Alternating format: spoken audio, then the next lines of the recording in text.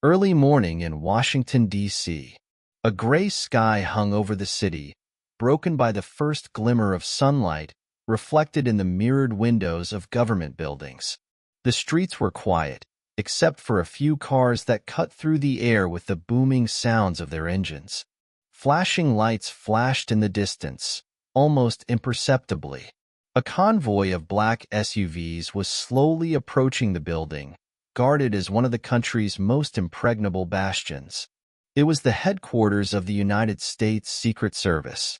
Everything here worked like a perfectly tuned mechanism. Surveillance cameras, hidden tracking systems, security posts on duty. No one came here without warning. But on this day, something unprecedented happened. Without warning, without a prearranged meeting, a motorcade drove up to the main gate. The secret agents on duty at the entrance tensed, and their eyes instantly turned to the cars. There was no press service, and there was no large bodyguard. There were only a few escorts and a figure that caused an instant shock to everyone present. The car door opened and Donald Trump got out of the car. His steps were confident, his face remained unreadable. There was tension in the air. Some of the agents exchanged glances, not understanding what was going on. No one knew about his arrival. "He shouldn't have come," one of the agents muttered, looking at his colleague. "Without warning?" "It doesn't happen that way," replied another, without taking his eyes off Trump's figure. But Trump didn't stop. He walked through the metal detectors without slowing his pace and, ignoring the fuss around him, headed down a corridor that was not intended for visitors. Here, in the bowels of the building, were the most secret departments, which even high-ranking officials could not enter without strict control. But he moved as if he knew the way, as if he had been here before. The guards standing along the walls froze. They are used to clear instructions and the predictability of their tasks. But this was something else. When Trump turned into a closed corridor leading to a tactical training center, their tension increased. "Mr. President, this area is closed." The voice of one of the senior agents sounded firm, but without hostility. Trump has not slowed down. He pushed open the heavy metal door and went inside. At that moment, even the most experienced of the agents did not know what to expect. The room smelled of gunpowder and sweat. The echoes of the training shells echoed through the hall. Several instructors and agents froze when they saw the figure of the former president. Their gazes crossed, confusion was evident on their faces. The questions hung in the air. Trump calmly took off his jacket, loosened his tie, and threw it on a chair next to the training area. Silence fell around him. "Show me what you're teaching these guys," he finally said. His voice sounded calm, but there was a hidden hardness behind it. "Sir, this is not a showroom. Combat training takes place here." One of the instructors, a tall man with short-cropped gray hair, said cautiously. Trump just smiled out of the corner of his lips and took a step forward. "I know where I am. Let's get started." There was silence for a few seconds. Then the instructor nodded and stepped onto the mat.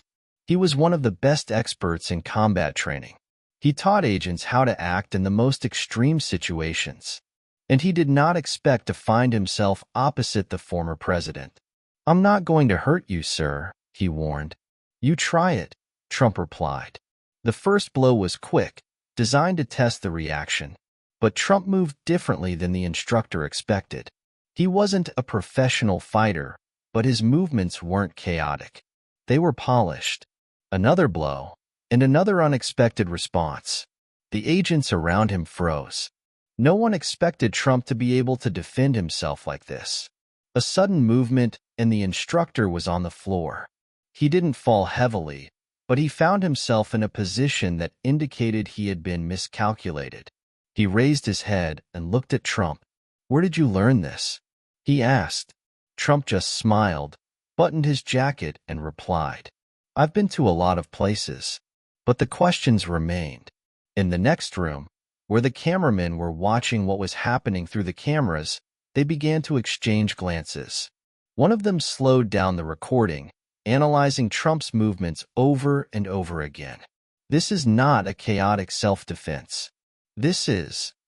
The man with the army background frowned. This is a technique of surveillance and countering it. Where did he learn this? The head of the surveillance department leaned back in his chair, staring at the screen. His eyes reflected a deep analysis of what was happening. He was considering his next move. One thing was clear.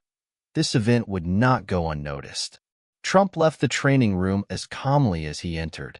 But behind him was a room full of people who, for the first time in a long time, were truly stunned by what they had just seen. It wasn't the type of training you get on a weekend at a self-defense course. Not the kind that bodyguards train for fun. It was something else entirely. It was a training that only those who have a good reason go through. The director abruptly rose from his chair. His gaze was focused, his lips tightly compressed. "Give me his old security notes." The analysts exchanged glances. There was tension in the room. One of them, a young specialist with short-cropped hair and a wary expression, said uncertainly, "Sir, these files are classified." The director didn't even blink. "I don't care. Get them out." The air in the room seemed to thicken. No one dared to object. Because if Trump had a past that no one knew about, then someone else did. And if that someone was watching what was happening, then that moment changed everything. After that day, the Secret Service headquarters was no longer the same. There were whispers in the corridors, and intense discussions began in the briefing rooms. The agents who witnessed the incident were haunted by the memory of how Trump moved, how he reacted, and how he laid an experienced instructor on the ground with frightening precision. But the real hurricane broke out behind closed doors, inside the Secret Intelligence Department. The senior director was sitting in front of a stack of classified documents, the kind that shouldn't leave the archives. He was alone, but he was surrounded by shadows. The whole point of his job was to solve mysteries, but now there were mysteries in front of him that no one could explain. One of the analysts, the one who first noticed the oddity in the notes, tentatively handed the report across the table. Papers rustled in the silence. "Sir, these are the security records you requested." The director took the folder and started flipping through the pages. Old surveillance reports, classified memoranda, logs of previous security operations, and suddenly he froze. One of the documents stood out from the rest, not by what was written in it, and what was deleted from it. Entire paragraphs were painted over with black paint. Whole pages have been turned into a mystery. Thick lines hid the text, as if protecting a secret that should not have been revealed. The analyst coughed nervously. "It's from the 1980s. Before his presidency. Before the heavy security." The director stared at the text in silence. What was hidden? And suddenly his gaze caught on a single unedited line. "Moscow, 1987. The room fell silent. Only the beating of their hearts could be heard. The analyst crossed her arms over her chest. "Sir, why does a real estate developer have classified surveillance records from Moscow?" The director did not answer. Because he didn't know. But someone knew. And if Trump's sudden visit to the Secret Service headquarters proved anything, it's that he hasn't forgotten anything. Moreover, he probably wanted to remind someone that he remembers. When Trump left the building, he looked like nothing had happened. No press conferences. No statements. There is no well-thought-out version of events for the media. But something has changed inside these walls. The agents, who had previously seen him as just a public figure, began to look at him differently. Not as a politician, not like a businessman, but as something completely different. Classified documents, missing parts, edited history. What did he know? Or perhaps the more important question is, who knew about him? In the following weeks, subtle but significant changes occurred. The levels of access to classified materials have been revised.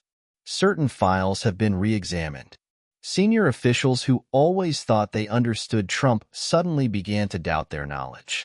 Because if there's one thing truly frightening about the world of intelligence, it's the unknown. And that day, Trump reminded them of one simple but disturbing fact. He was still unpredictable, not only in politics, not only in the media, and in the deepest, most dangerous sense of the word. So even the most powerful agencies in the world had to pay attention to him. After all, real power is not only what you have, and not only what you say. The real power is what you know. And, more importantly, what others don't know about you. Some things are beyond explanation. Some points should leave people confused. And that's exactly what Trump did. Did he plan this? Or was it all instinctive? No one knew. But one thing was clear. He entered the Secret Service headquarters like an open book, and he came out as the biggest mystery.